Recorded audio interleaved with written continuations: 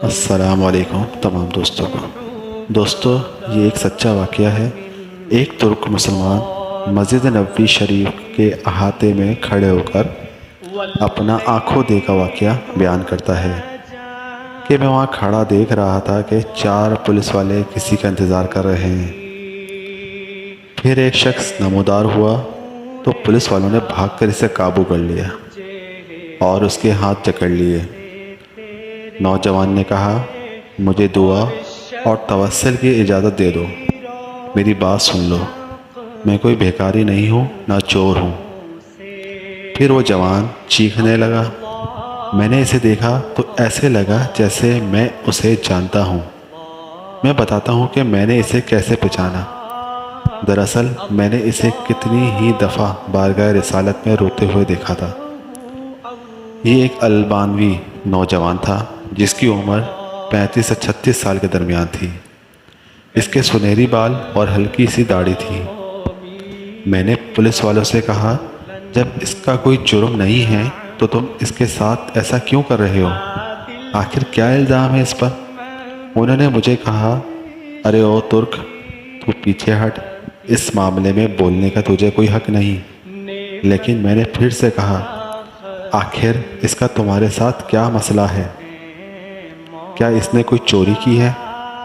انہوں نے کہا، نہیں، یہ بندہ 6 سال سے ادھر مدینہ شریف میں رہ رہا ہے، لیکن اس کا یہ قیام غیر قانونی ہے۔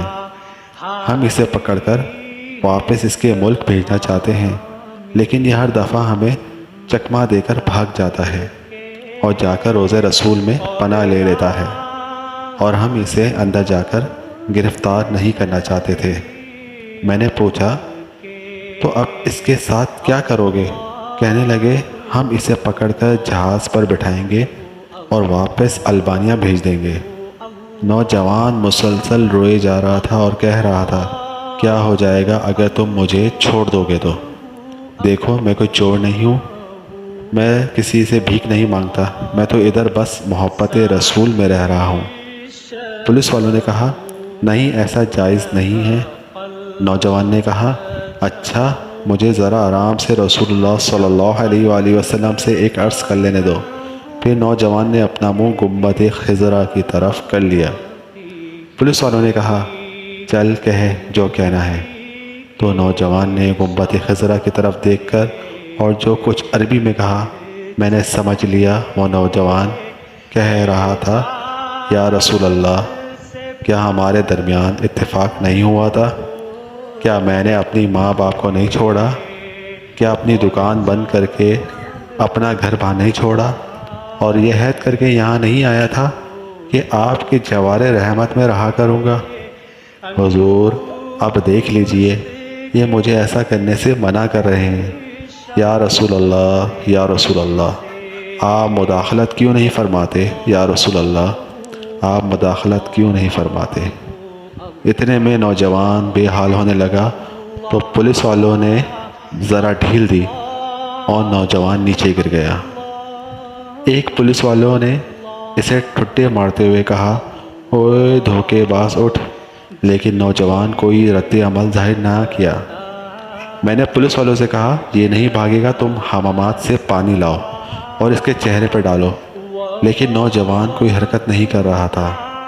ایک پولیس والوں نے کہا، اسے دیکھو تو صحیح، یہ کہیں سچ مچ مر ہی نہ گیا ہو۔ دوسرا پولیس والا کہنے لگا، اسے ہم نے کون سی ایسی ضرب لگائی جس سے یہ مر جائے؟ پھر انہوں نے ایمبولنس والوں کو فون کیا۔ وہ ادھر سامنے والے 7 نمبر گیٹ سے ایک ایمبولنس لے آئے۔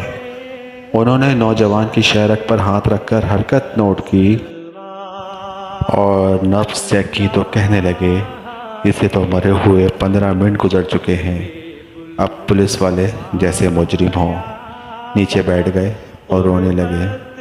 وہ منظر بھی دیکھنے والا تھا۔ ان میں سے ایک تو اپنے دونوں زانوں پر ہاتھ مارتے ہوئے کہتا تھا، ہائے، ہمارے ہاتھ کیوں نہ ٹوٹ گئے، کاش ہمیں معلوم ہوتا کہ اسے رسول اللہ صلی اللہ علیہ وآلہ وسلم سے اتنی شدید محبت ہے، ہائے، ہمارے ہاتھ کیوں نہ ٹوٹ گئے۔ اس کے بعد ایمبولنس والوں نے اسے وہاں سے اٹھا لیا اور جنت البقیع کی طرف تجہیز و تکفین والے حصے میں لے گئے۔ غسل کے وقت میں بھی وہیں موجود تھا۔ میں انہیں کہتا تھا مجھے بھی ہاتھ لگانے دو، مجھے بھی اس کی چارپائی کو اٹھانے دو۔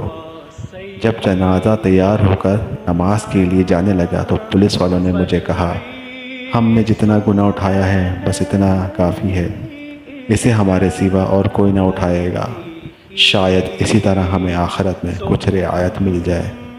میرے سامنے ہی وہ نوجوان بار بار کہہ رہا تھا کہ یا رسول اللہ آپ مداخلت کیوں نہیں فرما رہے ہیں؟ دیکھا، رسول اللہ صلی اللہ علیہ وآلہ وسلم نے مداخلت فرما دی اور ملک الموت نے اپنا فریضہ ادا کر کے اسے آپ تک ہمیشہ کے لیے پہنچا دیا۔